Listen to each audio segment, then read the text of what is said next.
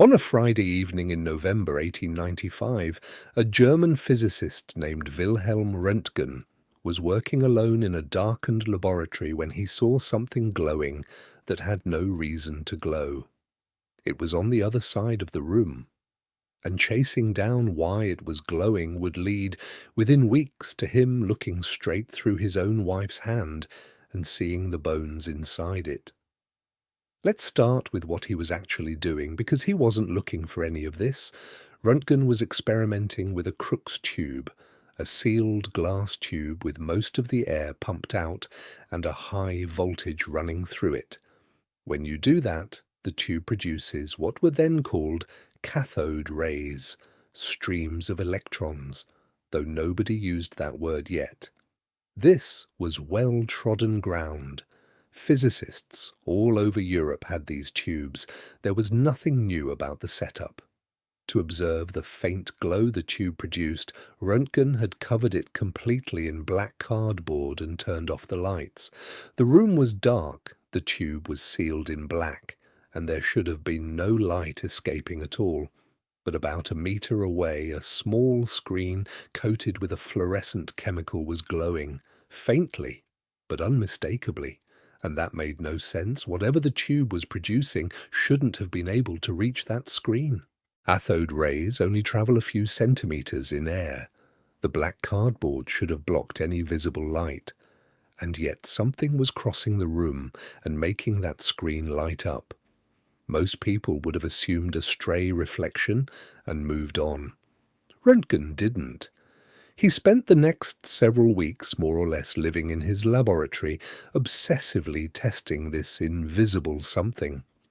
He put objects between the tube and the screen to see what would stop it. A book of 1,000 pages barely dimmed it. A block of wood did almost nothing. Thin sheets of metal blocked it depending on how dense they were. He was dealing with a completely unknown kind of ray, one that passed straight through solid matter as if it were fog. Because he didn't know what it was, he called it the X-ray. X for unknown. And then came the moment that changed everything.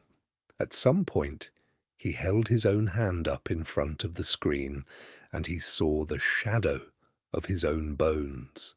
The flesh was faintly there, a dim outline, but the bones stood out sharp and dark inside it.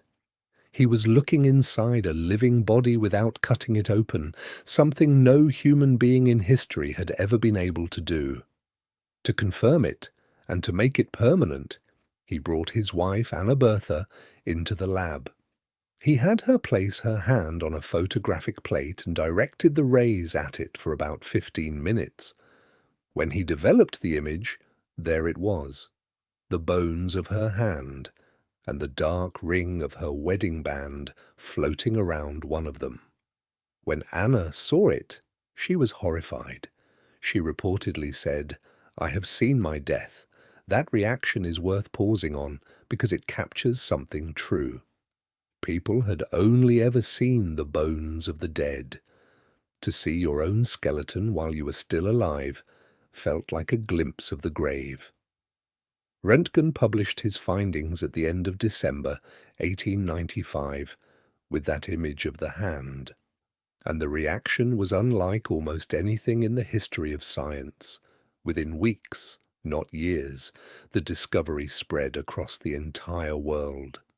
By early 1896, doctors were already using X-rays to find broken bones and locate bullets lodged in bodies. There was no long wait for the technology to mature. It went from a glowing screen in a dark room to hospitals in a matter of months. Röntgen was awarded the very first Nobel Prize in Physics in 1901. And he refused to patent the X-ray. He believed it belonged to humanity and should be free for everyone to use.